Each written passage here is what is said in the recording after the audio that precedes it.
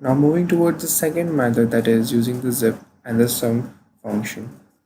Now the zip function, what it's going to do is it's going to take the iterable elements and then it's going to pass those iterable parameters based on the aggregates which we have passed.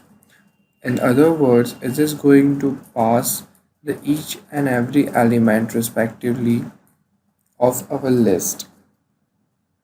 As you can see it over here, we have taken a list comprehension. In this first, we are using a for loop that in the ith of our for loop, the element which is first, we are summoning that up and then we are summoning that up until it gets completed.